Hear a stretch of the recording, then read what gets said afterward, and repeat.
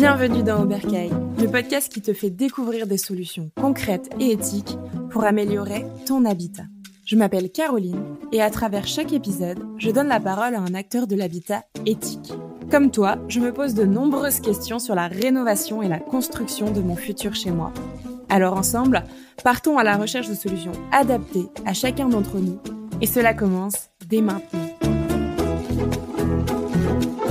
Bonjour à tous et bienvenue sur Oberkaï, le podcast qui explore l'habitat durable et éthique. Je suis Caroline. Et moi c'est Frédéric. Aujourd'hui nous allons discuter de notre parcours et de ce qui rend Oberkaï unique. On est parti. Frédéric, j'aimerais te poser une première question. Comment c'est né Oberkaï ? Est-ce que tu peux le dire pour les auditeurs qui ne connaissent pas spécialement ? Eh ben, c'est parti d'une envie perso à toutes les deux où en fait on entrait dans une période où le logement devient une question centrale dans nos vies. Et de mon côté, j'ai un mode de vie plutôt nomade, donc avec mes voyages, je dors dans différents types d'hébergements. Et toi, c'était plutôt au niveau de l'achat, il me semble, si je dis pas de bêtises. Achat, location. Et voilà, exactement. Et c'était de trouver nos possibilités qu'on a aujourd'hui. Et c'est ça le problème, c'est qu'en cherchant sur Internet, on rencontrait trois choses qui nous ont perturbés. C'est que la première, on trouve tout et son contraire sur Internet. La deuxième, c'est surtout le discours des marques et donc qui cherchent forcément à nous vendre quelque chose. Et la troisième, on ne trouvait pas forcément grand-chose au niveau de l'éco-habitat. C'est pas forcément bien mis en avant. Et pourtant, c'est quand même quelque chose qui existe aujourd'hui malgré tout. Et qui est de plus en plus en demande. Exactement. Donc notre but, c'est vraiment de rendre l'habitat durable, accessible à tous et à toutes et de montrer en fait qu'il y a des solutions qui existent déjà et qu'elles sont déjà concrètes, qu'elles fonctionnent et qu'elles ne sont pas simplement en cours de test pour améliorer nos habitats. Carrément. Et c'est vraiment une mission qui nous tient à cœur, je tiens à le préciser. J'aimerais te demander un peu, parce que je sais que c'est une question... j'ai la réponse forcément, mais c'est une question que nos éditeurs ils peuvent se poser. Comment on choisit les sujets de nos épisodes et pourquoi ces sujets-là en particulier ? Ouais, c'est vrai que c'est une bonne question et c'est normal qu'on se la pose. Mais en fait, ça part souvent des questions et des préoccupations de notre audience, en fait, tout simplement. Il y a aussi notre curiosité pour le sujet et bien sûr l'actualité. Si je prends un exemple, il y a encore 2 jours sur LinkedIn, il y a quelqu'un qui est venu me voir et qui m'a parlé de Liège expansé. Je sais pas si tu connais ce que c'est. Moi, pas plus que ça, voilà. Donc, je suis partie me renseigner et je vois directement quels intervenants peuvent en parler, que ce soit des experts, des artisans ou un particulier. Et après, une fois que nous on débriefe sur tous les sujets qu'on a, on essaye de trouver quand même un fil conducteur pour chaque saison de podcast. Et après, on part directement contacter ces fameux intervenants pour faire un brief, ce qui nous permet de qualifier en fait l'intervenant sur son engagement, son histoire, son expérience et ce qu'il peut vraiment raconter pour apporter de la valeur en fait à chaque fois dans les différents épisodes. Et d'ailleurs, Caro, qu'est-ce qui nous attend cet été pour la prochaine saison ? Eh ben justement, je suis trop contente parce que jusqu'à présent, on avait une sorte de fonctionnement qui est déjà très bien parce que encore une fois, c'est un média qu'on fait à côté de notre travail, mais on avait des fonctionnements de saison de 10 épisodes, sur des épisodes plus tout autour des thématiques qu'on aborde, donc des matériaux, du fonctionnement, etc. Mais là, on a envie d'apporter un petit peu des choses supplémentaires, des petites pépites supplémentaires, et pour ça, on a quelques formats qu'on a envie de poser avec ce podcast. Donc pour cet été, on va faire une sorte de carnet de vacances, mais pour la maison. On n'a pas encore le nom, mais promis, ça arrive bientôt. Si jamais vous avez des idées, n'hésitez pas. Surtout, vous nous l'envoyez sur Instagram, sur LinkedIn, peu importe, mais on est chaud des noms. Ensuite, il y aura sûrement aussi des extraits plus spécifiques liés à une question, par exemple sur les panneaux photovoltaïques. Peut-être qu'il y a des questions très spécifiques sur une technicité, etc. Donc, de reprendre les extraits pour que ce soit plus rapide pour vous l'écouter. Il y aura également plus de témoignages peut-être de propriétaires qui se sont lancés dans des travaux, des co-constructions, des co-rénovations, et de voir aussi à l'échelle, entre guillemets, du particulier, comment il a procédé pour pouvoir réaliser son projet, son Bercail idéal.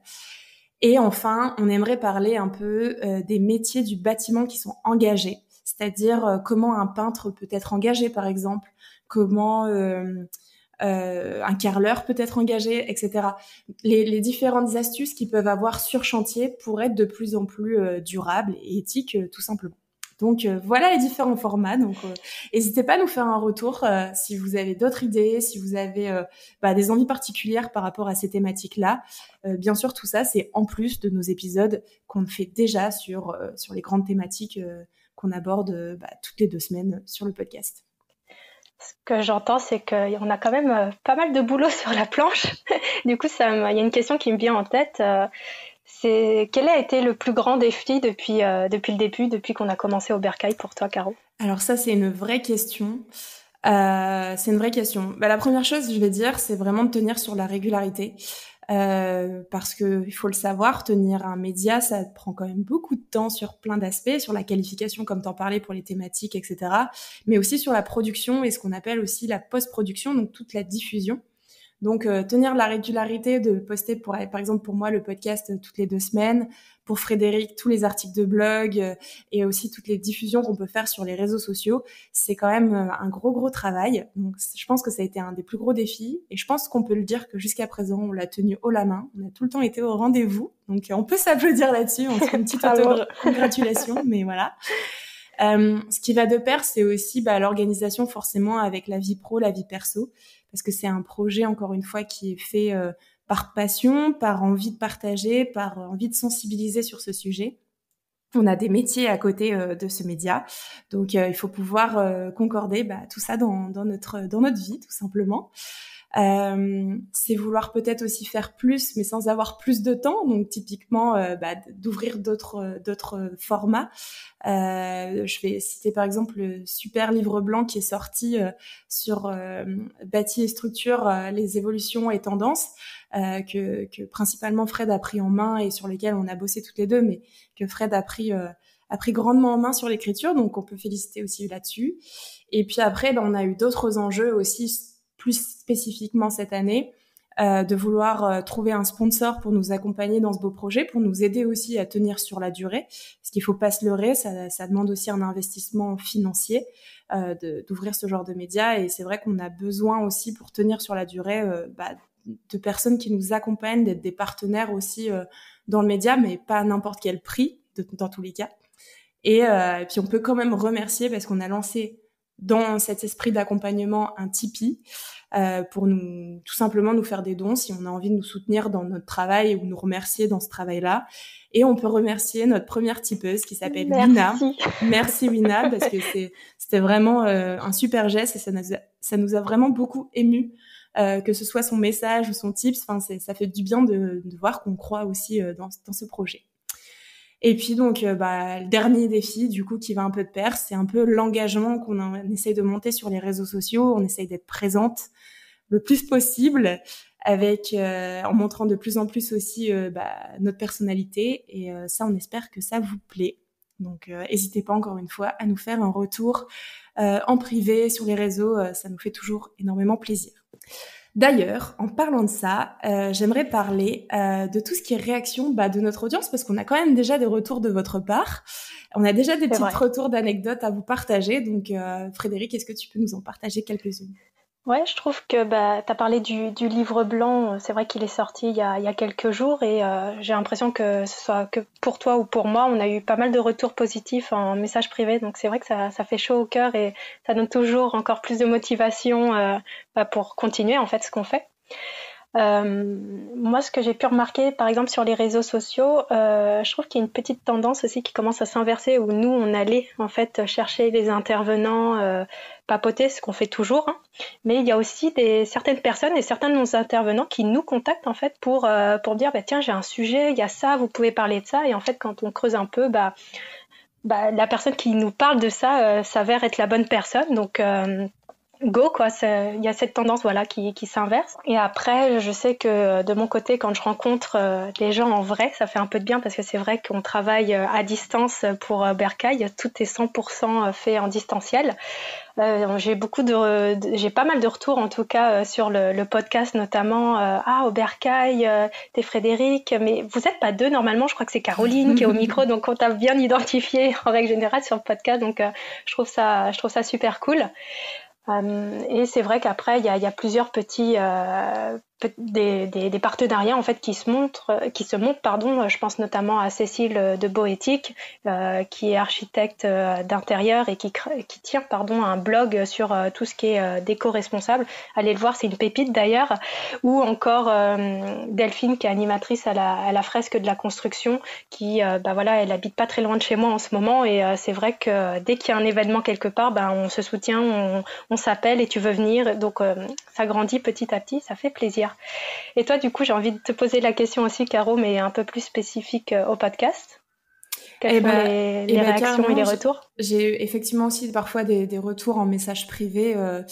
Comme tu disais, on me voit sur ma photo LinkedIn avec mon micro, donc je suis assez référencée sur le podcast pour le coup. Mais il y a aussi, en vrai, on a eu le plaisir d'accompagner aussi le projet Les Exceptionnels, qui fait partie en fait d'un projet pour aller dans le côté positif sur la féminisation du bâtiment au niveau des métiers. Donc ça, c'est un projet qui a été monté par les compagnons du Tour de France. Et donc, durant ces événements que j'ai pu aller en présentiel, pour le coup, j'ai pu faire la rencontre de personnes qui m'ont reconnue sur le projet Aubercaille. Et ça fait aussi plaisir de voir que, en fait, on n'est pas juste une voix derrière un micro, on est aussi une personne, on prend du temps, et donc c'est chouette aussi de vous rencontrer en vrai. Et à terme, justement, si on arrive à se lier un peu, se délier plutôt plus de temps, ce serait super chouette d'organiser des rencontres, mais encore plus fréquentes, on va dire. Mais c'est vrai que ça fait plaisir aussi de voir qui sont nos éditeurs, et de les rencontrer en vrai. J'aimerais qu'on parte sur une autre partie après un peu ces questions d'organisation. Qu'est-ce qui fait le podcast? C'est aussi quel conseil, après déjà tous ces contenus qu'on a pu avoir, tu donnerais à ceux qui veulent se lancer dans un habitat durable, éthique? Le premier conseil, c'est de faire en fait. Faites déjà avec ce que vous avez. On a tendance à l'oublier parce qu'on a envie de se lancer dedans, donc on pense tout de suite, bizarrement, à acheter et consommer. Mais en vrai, on a déjà pas mal de choses chez soi. Donc c'est de réutiliser, de réemployer le matériel qu'on peut avoir. Et ça passe même par le matériel qu'on utilise pour faire les travaux, par exemple. Je sais que ça paraît peut-être un peu bête, mais on a tendance à l'oublier. Et le deuxième conseil que j'ai appris du coup avec ces 2 grosses années où on travaille sur Aubercaille, c'est toujours de pas se précipiter. Dès qu'on a une idée, c'est bien, mais c'est de la confronter, c'est de se renseigner, c'est d'aller chercher vraiment les infos, les avis, de laisser vraiment du temps, vraiment de prendre son temps. Et si d'ici quelques semaines ça revient toujours, c'est la bonne idée, c'est la bonne astuce, et go, c'est que c'est la bonne solution durable pour ton bercail, et c'est d'y aller. Toi, t'en as quelques-uns aussi, Caro? Ouais, complètement, mais je voudrais juste compléter le tien. Je pense qu'aussi, comme tu dis, c'est de se laisser du temps, mais c'est aussi parfois se laisser l'occasion de tester, par exemple avec un chantier participatif. On en parle de plus en plus, et ça va être des sujets dans lesquels qu'on va évoquer aussi dans les prochaines saisons. Mais je veux dire, ça peut être aussi un moyen de voir si la méthode ou le matériau ou la façon de faire, ou même de juste travailler avec ses mains, ça nous va. Complètement. C'est pour compléter un peu. Et sinon, en vrai, moi, c'est vraiment quelque chose qui est revenu très souvent, des interviews dans les derniers conseils, etc. C'est vraiment, c'est tout con comme conseil, mais c'est juste poser les bases. Pourquoi en fait je veux cette typologie de maison, cette typologie d'habitat, qu'est-ce que je suis capable de faire, comme tu disais, tu vois, de peut-être prendre du recul, de tester, etc. Et aussi d'accepter d'être en accord avec son ou sa partenaire avec qui on va faire le chantier, parce qu'on le fait parfois seul, mais si on est en couple ou si on le fait avec d'autres personnes, faut que ça tienne dans la durée, parce qu'un chantier, ça dure rarement 1 ou 2 mois, c'est souvent beaucoup plus long que ça. Et donc, ça peut jouer sur plein d'aspects de sa vie personnelle. Et pour ça, c'est aussi de se mettre en accord sur les besoins de l'un et l'autre, et sur la durée, sur qui va faire quoi, et d'avancer petit à petit là-dessus. Mais c'est, je pense, pour le bien-être de tout le monde dans la tête, ça fait du bien de se poser ces bases-là, quoi. Donc, ouais, c'est important de partir sur de bonnes bases, c'est ce qu'on dit. c'est exactement ça. C'est peut-être bête dit comme ça, hein, mais c'est vraiment d'aller dans l'action de ça, en fait. De pas juste se dire, oui, c'est vrai, il faut que je parte de bonnes bases, mais de trouver les actions. Faut le faire. Exactement. J'aimerais donc du coup conclure là-dessus, poser vos bases et foncer sur un habitat plus durable et écologique. C'est carrément porteur sur les économies d'énergie, sur le bien-être de la personne, sur le confort. On le voit sur plein d'aspects. On va pas vous garder plus longtemps. Le but, c'était vraiment de faire un petit bilan de tout ça, de vous apporter aussi un peu les nouveautés, de voir aussi où est-ce qu'on en est, ou même juste de nous découvrir. J'aimerais vous dire merci de nous avoir écoutés jusqu'au bout. N'oubliez pas de vous abonner sur toutes les plateformes d'écoute. On est présente sur notre site internet www.oberkaï.co. Il y a tous les articles de Frédéric qui sont rassemblés. Vous pouvez aussi avoir l'opportunité de nous découvrir un petit peu, puisqu'on a essayé de se présenter du mieux qu'on pouvait, en tout cas de plus transparent possible. Et laissez-nous des avis, laissez-nous des commentaires. Vous pouvez aussi nous suivre sur les réseaux sociaux, donc LinkedIn, Instagram jusqu'à présent. Je pense pas que je m'en oublie. YouTube, nous sommes aussi sur YouTube, exactement. Merci à vous et on compte sur vous. Un petit mot pour la fin de ton côté, Fred. Et on continue d'éco-construire ou éco-rénover notre bercail idéal, un pas après l'autre. À très vite, merci à tous. À bientôt. Bon, tu le sais déjà, mais un dernier rappel. Si tu as aimé cet épisode, tu peux nous soutenir en laissant 5 étoiles sur Spotify et Apple Podcast. Et en laissant un commentaire pour nous dire ce qui t'a plu et les sujets que tu souhaiterais voir abordés dans nos futurs épisodes. Allez viens, construisons Oberkaï ensemble. Ta voix compte et tes idées sont hyper précieuses pour faire évoluer ce média. Merci d'être là, merci de nous écouter et surtout merci de contribuer à cette belle communauté. Prends soin de toi et à bientôt dans ton bercail.